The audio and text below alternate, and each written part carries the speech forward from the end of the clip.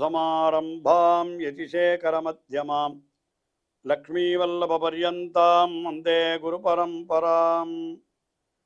ஆழ்வார்கள் வாழி அருளிச் செயல் வாழி தாழ்வாதுமில் குறவர்தாம் வாழி ஏழ்வாறுமைய அவர்களுரைத்தவைகள்தாம் வாழி செய்யமறை தன்னுடனே சேர்ந்து அகலகில்லே நிறையுமென் அலர்மேல் மங்கை உரை மார்பா நிகரில் புகழாய் உலகம் உன்னுடையாய் என்னையாழ்வானே நிகரிலமரர் முனிக்கணங்கள் விரும்பும் திருவேங்கடத்தானே புகழொன்னில்லாவடியேன் உன்னடிக்கீழமர்ந்து புகுந்தேனே அகில புவன ஜன்மஸ்தேம பங்காதிலீலே வினத விவித பூத விராத ரக்ஷைகதீக்ஷே ஸ்ருதிசரசி விதீப்தே பிரம்மணி ஸ்ரீனிவாசே பவது மம பரஸ்மின் சேமுழி பக்திரூபா.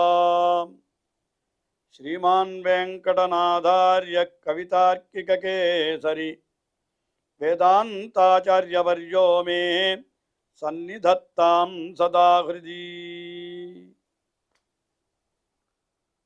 ஸ்ரீரங்கநாதனுடைய பாதுகைகளை குறித்து 1000 ஸ்லோகங்களை கொண்ட ஸ்ரீ பாதுகா சஹஸ்ரம் என்ற ஸ்தோத்திரத்தை அருளி செய்து ஒவ்வொரு ஸ்லோகத்திலேயும் பாதுகையினுடைய பெருமையை ஒவ்வொரு விதமாக எடுத்துரைத்து வருகின்ற வேதாந்த தேசிகன் சேஷ பத்ததி என்ற இந்த பத்ததியிலே ஆதிசேஷனே பாதுகையாக இருக்கிறான் என்கிற அந்த அர்த்தத்தை விவரித்தருளுகிறார்.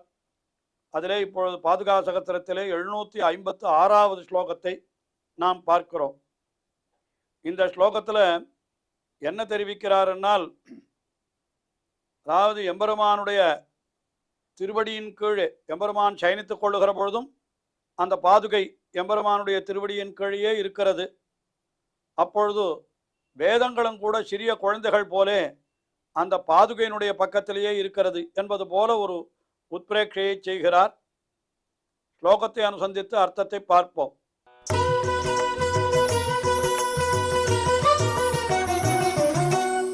சேஷத்வசீமன்யதாம் மணிபாதரக்ஷே த்வாம் ஆகமாக குலவதூமிவ பாலபுத்ராः த்வத்ரூபபேதசைதஸ்ய பரஸ்ய பும்சः பாதோபதானசைதாம் உபதானயந்தி. அதாவது எம்பெருமான் எப்பொழுதும் பாதுகையை சமர்ப்பித்துக் கொள்ளுகிறவன் தான். ஆனால் அவன் என்ன பண்ணுகிறான், பின்னால் போன சயனித்துக் கொள்ளுகிறான். எங்கே சயனித்துக் கொள்ளுகிறான் என்னால், த்வத்ரூபபேதசைதஸ்ய பரஸ்ய பும்சः, உன்னுடைய வேறொரு வடிவான ஆதிசேஷனிலே சயனித்துக் கொள்ளுகிறான். அதாவது பாதுகை தானே ஆதிசேஷன். அதனால எம்பெருமான் எங்க சயனிச்சுக்கிறான், ஆதிசேஷன் மேலே சயனிச்சுக்கிறான். அப்படி த்வத்ரூபபேதசைதஸ்ய பரஸ்ய பும்சः.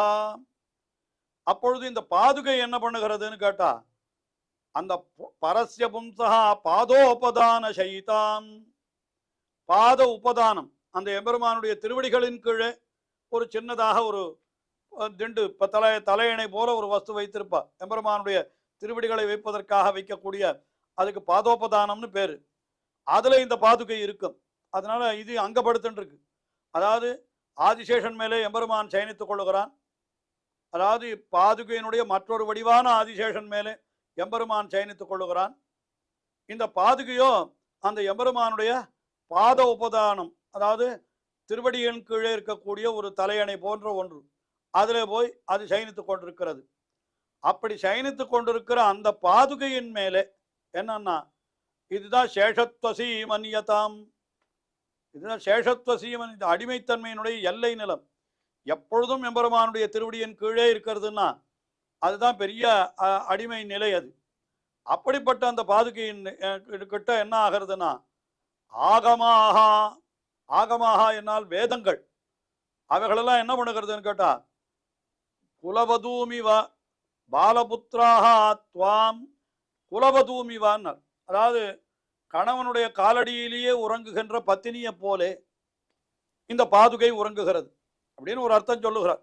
அதாவது கணவன் எங்கே உறங்குகிறானோ அவனுடைய காலடியிலேயே உறங்குவது என்பது அந்த காலத்திலே அந்த ரொம்ப குலவது என்று சொன்னால் பரம பதிவிரதைகளாக இருப்பவர்கள் பர்த்தாவினிடத்திலே அவ்வளவு மதிப்பும் பர்த்தாவினிடத்திலே அவ்வளவு பிரீத்தியும் கொண்டிருப்பவர்கள் எப்பொழுதும் என்ன பண்ணுவான்னா பர்த்தாவினுடைய காலடியிலேயே உறங்குவார்களாம். அதுபோல இந்த இடத்துல பகவான் சயனித்திருக்கிறான் ஆதிசேஷன்ல, அவனுடைய காலடியிலேயே இந்த பாதுகை உறங்குகிறது அப்படின்னு சொன்னா என்ன ஆகிறது? அந்த பகவான் ஆகிற பர்த்தாவுக்கு இந்த பாதுகை என்கிறது குலவது, அவள் ஒரு பதிவிரதா ஸ்திரீ போலே அப்படின்னா. அப்ப அந்த பதிவிரதா ஸ்திரீக்கு உண்டான பாலபுத்திராக குழந்தைகள் எங்க உறங்குவா அப்படின்னா அந்த தாய் மடியிலேயே உறங்குவா. அதுபோல என்ன ஆச்சுன்னா வேதங்கள் எல்லாம் இங்க இந்த பாதுகையினுடைய மடியிலேயே இருக்கிறது இப்படி சொல்றார். சேஷத்வசீம் அந்நியதாம் மணிபாதரக்கு, சேஷத்துவத்தினுடைய உயர்ந்த நிலையை அடைந்திருக்கிற மணிபாதுகையானது எப்படி பர்த்தாவினுடைய கால் கீழே பாரிய இருப்பளோ அதுபோல எம்பெருமானுடைய திருவடியின் கீழே அந்த அவன் ஆதிசேஷனிலே சயனித்துக் கொண்டிருக்கிற பொழுது அவனுடைய திருவடியின் கீழே இருக்கக்கூடிய அணை அதிலே அது சயனித்துக் கொண்டிருக்கிறது பாதுகை. அந்த குலவது போல குலஸ்திரீ போல இருக்கக்கூடிய அந்த பாதுகையின் பக்கத்தில் குழந்தைகளான வேதங்கள் படுத்துக் கொண்டிருக்கின்றன, சயனித்துக் கொண்டிருக்கின்றன என்று இப்படியாக ஒரு உத்பிரேட்சையை செய்கிறார் இந்த ஸ்லோகத்தில். அடுத்தபடியாக 757வது ஸ்லோகம். இந்த ஸ்லோகத்தில் ஒரு அற்புதமான அர்த்தத்தை சொல்லுகிறார். என்ன அர்த்தம் என்னால், அதாவது ராமபிரான் வனத்திற்கு எழுந்தொழின பொழுது அவனை திரும்பி அழைத்து கொண்டு வர வேண்டும் என்று பரதாழ்வான் சித்திரக்கூடத்திற்கு சென்றான். ஆனால் அவன் வரவில்லை. என்ன பண்ணினான்? தன்னுடைய பாதுகையை கொடுத்து அனுப்பிச்சான். உடனே பரதாழ்வான் என்ன பண்ணினான்னா அந்த பாதுகையை தன்னுடைய தலைமையில வைத்து கொண்டு அவன் புறப்படுகிறான். அது ஆதிசேஷன் அந்த பாதுகையை தலைமையில வைத்து கொண்டு போகிறான். அதை தூரேந்து பார்த்த லக்ஷ்மணன் என்ன பண்ணினான்னா அதை கைகூப்பி வணங்கினானா. இங்கேதான் வேடிக்கையா ஒரு கேள்வி கேட்கிறார். பரதனுடைய தலைமையில இருக்கிற பாதுகை என்பது யாரு அப்படின்னா ஆதிசேஷன். ஆதிசேஷன் தானே பாதுகை. சரி, இங்க தூரத்திலிருந்து வணங்குகிறானே இந்த லக்ஷ்மணன் யாருன்னா அதுவும் ஆதிசேஷன். ஆதிசேஷன் தானே லக்ஷ்மணனாக வந்து அவதரித்தான் அப்படின்னு சொன்னான். அப்ப என்ன, ஆதிசேஷன் ஆதிசேஷனையே வணங்குகிறானா என்றால் ஆமாம், ஆதிசேஷன் ஆதிசேஷனை தான் வணங்குகிறான். அப்படி வணங்கலாமோ? அது எப்படி பொருந்தும் என்னால் ஏன் பொருந்தாது? ராமபிரான் யாரை ஆராதித்தான்? தன்னுடைய திருவாராதன பெருமாளாக யாரை கொண்டிருந்தான்? ரங்கநாதனை கொண்டிருந்தான்னு சொல்ற. அந்த ரங்கநாதனைத்தானே ஒரு விபீஷணனுக்கு கொடுக்க விபீஷன் கொண்டு திருவரங்கத்திலே பிரதிஷ்டை செய்தான் என்ன அந்த சரித்திரம் விவரமாக ஏற்கனவே சொல்லப்பட்டிருக்கிறது. அப்போ ரங்கநாதன் யாரு, ராமனாரு அப்படின்னு சொன்னா அந்த ரங்கநாதன் தான் ராமனாக அவதரித்தான். ராமாவதாரத்தில் ராமனாக இருக்கிறது நிலையில அவன் ரங்கநாதனை ஆராதித்தான்னா யாரை யார் ஆராதிக்கிறா? இதை சொல்ற பொழுதுதான் ரொம்ப அழகா கம்பர் தம்முடைய ராமாயணத்தில் தம்முடைய அந்த ராமகாதையில தெரிவிக்கிற பொழுது தன்னைத்தானே தொழுவான் போல் தயரதன்மைந்தன் செல்கின்றான் என்று அழகாக தெரிவிக்கிறார். தன்னைத்தானே தொழுவான் போல். உண்மையில ரங்கநாதனை சேவிப்பதற்கு தொழுவதற்கு ராமன் செல்லுகிறான் என்னால் ராமன் வேறு ரங்கநாதன் வேறு அல்ல. ரங்கநாதன் தான் ராமனாய் அவதரித்திருக்கிறான். அப்ப எதுக்கு இவன் தொழுகிறான்னு கேட்டா பல காரணங்கள் சொல்லுவா. வேடிக்கையா காரணம் சொல்ற பொழுது என்னன்னா தன்னை எப்படி தொழணுன்றத தானே அனுஷ்டித்து காட்டுகிறான். அதுக்காகத்தான் ராமபிரான் இந்த காரியத்தை பண்ணினான்.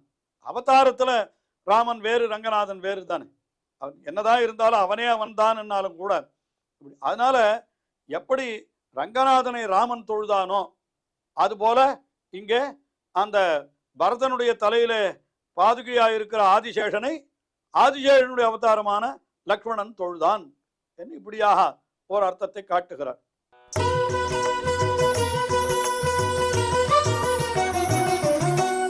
பரத சிரசி லக்னாம் பாதுகே தூரதஸ்துவாம் ஸ்வதனுமபி வவந்தே லக்ஷ்மணः சேஷபூதः கிமிதமிக விசித்திரம் நித்யயுக்தः சிஷேவே தசரத சனயஸ்ஸன் ரங்கநாதः ஸ்வமேவா. பரத சிரசி லக்னாம் பரத சிரசி லக்னாம் என்ன, பரதனுடைய தலையிலே பொருந்தி இருக்கிறான் இப்பொழுது அந்த பாதுகை. அவன் எழுத்து கொண்டு போகிற பொழுது எழுந்துள்ள பண்ணி கொண்டு போகிற பொழுது அப்பொழுது தூரத்திலே இருந்து கொண்டு என்ன பண்ணினான்? லக்ஷ்மணஹா துவாம் வவந்தே. லக்ஷ்மணஹா யாரவன்? லக்ஷ்மணன் சேஷபூதா. சேஷபூதகான்றதுக்கு எத்தனை அர்த்தம் சொல்லலாம். ராமனுக்கு அடிமைத்தன்மையில இருக்கிறவன் அர்த்தம் சொல்லலாம். இல்ல ஆதிசேஷனே அப்படி லக்ஷ்மணனாக அவதரித்திருக்கிறானா அதை சொல்றதாயும் கொள்ளலாம். சேஷபூதா லக்ஷ்மணா, ஆதிசேஷனான லக்ஷ்மணன் என்ன பண்ணினான்னா ஸ்வத்தனும் அபிபவந்தே, தன்னுடைய சரீரத்தை தன்னுடைய திருமேனியை தானே வணங்கினான். தன்னுடைய திருமேனியை நான் பாதுகையே வணங்கினான். பாதுகை என்கிறது என்ன? ஆதிசேஷனுடைய திருமேனி. அப்ப அத்தை லக்ஷ்மணன் வணங்கினான்னா சேஷபூத்தனான லக்ஷ்மணன் என்ன பண்ணினா ஸ்வத்தனும் தன்னுடைய திருமேனியை பவந்தே தானே வணங்கினான். கிமிதமிக விசித்திரம், இது என்ன ஆச்சரியம் அப்படின்னு கேட்டுட்டார்.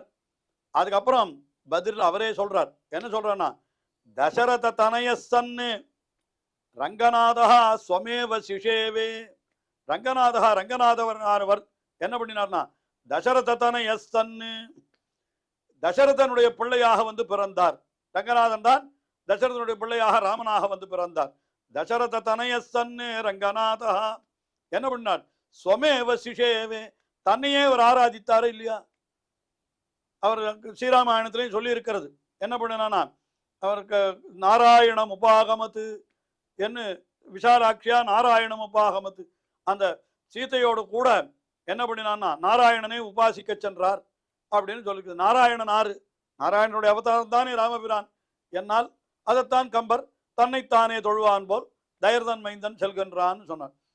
எப்படி ரங்கநாதனானவர் தாமே ராமனாக அவதரித்திருக்கிற காலத்திலேயும் ரங்கநாதனான தன்னை தொழுதாரோ, அதுபோல ஆதிசேஷனே இளைய பெருமாளாக அவதரித்திருக்கிற பொழுதும் பரதாழ்வான் தலைமையிலே எழுந்தொழ பண்ணி கொண்டு போகிற பாதுகையாகிற ஆதிசேஷனை அவரும் வணங்கினார் என்று இப்படியாக ஒரு அற்புதமான அர்த்தத்தை வேதாந்த தேசிகன் இந்த ஸ்லோகத்திலே காட்டி அருளினார். அதற்கு மேலே அடுத்தபடியாக 758வது ஸ்லோகம்.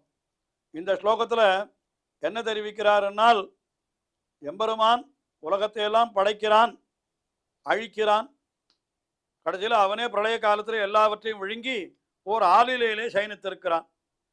அந்த ஆளிலையாயிருப்பது எது என்னால் அதுவும் இந்த ஆதிசேஷன் தான், இந்த பாதுகை தான் என்று அந்த அர்த்தத்தை இந்த ஸ்லோகத்திலே தெரிவிக்கிறார்.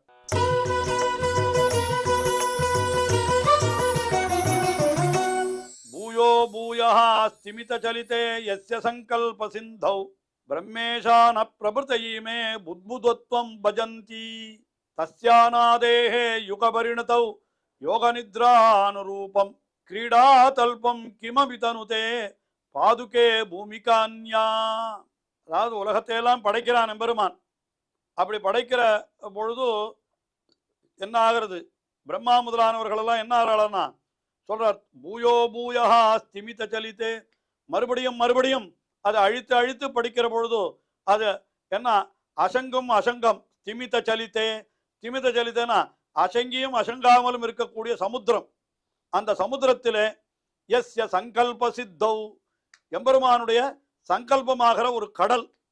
அந்த கடலிலே பிரம்மேஷான பிரபுதயா, பிரம்மா ஈசானன், ஈசானன் என்றால் ருத்ரன் சிவன், இவர்களெல்லாம் யாருன்னா புத்புதத்வம் பஜந்தி, இவர்களெல்லாம் நீர்க்குமிழியினுடைய தன்மையை அடைகிறார்கள்னு சொல்றார். அப்படின்னா என்ன அர்த்தம்? நீர்க்குமிழின்றது என்ன ஆகும், இப்படி ஜலத்துல கொஞ்ச நாள் தோன்றும், உடனே அது அழிந்து விடும். அது போலத்தான் இந்த பிரம்மா ருத்ரன் முதலானவர்களா அப்படி தோன்றுகிறார்கள், அழிந்து விடுகிறார்கள். உடனே புதிதாக இன்னொரு நீர்க்குமிழி போல இன்னொரு பிரம்மா வருகிறான், இன்னொரு ருத்ரன் வருகிறான் என்று இவர்களெல்லாம் ஒரு நிமிஷத்துல நமக்குத்தான் ரொம்ப நாள் இருக்கா மாதிரி தெரியுதே தவிர அவர்களெல்லாம் நீர்க்குமிழி போல அவெல்லாம் போயிட்டே இருக்கா, வந்துட்டே இருக்கா, போயிட்டே இருக்கா. அப்படிப்பட்ட இடத்துல தஸ்ய அநாதேகே யுக பரிணதௌ நாத, அதாவது தனக்கு ஒருத்தனும் நாதன் இல்லாதவனான எம்பெருமான், அப்படிப்பட்டவன் யுக பரிணதோ, இந்த யுகத்தினுடைய முடிவிலே என்ன பண்ணுகிறான், யோக நித்ரா அனுரூபம், யோக நித்ரா கொள்ளுகிறான். யோக நித்ரா எதிர கொள்ளுகிறான், ஒரு வடதளத்திலே, அதாவது ஆளிலே சயனித்துக் கொள்ளுகிறான். அப்பொழுது அதற்கு அந்த யோக நித்ரானு ரூபம் அதற்கு தகுதியாக கிரீடா தல்பம், என்னால் அவனுடைய ஒரு விளையாட்டுக்கான ஒரு படுக்கை, அது என்ன ஆகுதுன்னா கிமபி தனுதே பாதுகே, அப்படிப்பட்ட அந்த விளையாட்டு உரிய படுக்கையாகவும் கூட நீ என்ன பண்ணுகிறாய்னா இந்த பாதுகை தான் ஆகிறது என்று தெரிவிக்கிறார். அந்த பாதுகையே அவனுக்கு என்ன ஆகுது, ஆளிலையாகவும் ஆகிறது என்று இப்ப பிரளய காலத்திலே எம்பெருமானுக்கு பாதுகையாக ஆளிலை உருவத்திலே இருந்து கொண்டு நீ இன்பமயமான படுக்கையாயிருக்கிறாய் என்று இந்த பாதுகையை இந்த ஸ்லோகத்திலே கொண்டாடினார். தொடர்ந்து அனுபவிப்போம். ஸ்ரீயக்காந்தாய கல்யாண நிதையே நிதையேர்த்தினாம் ஸ்ரீவேங்கட நிவாசாய ஸ்ரீனிவாசாய மங்களம். ஸ்ரீமத் சுந்தர ஜாமாதிர் முனிமானசவாசினே சர்வலோக நிவாசாய ஸ்ரீனிவாசாய மங்களம்.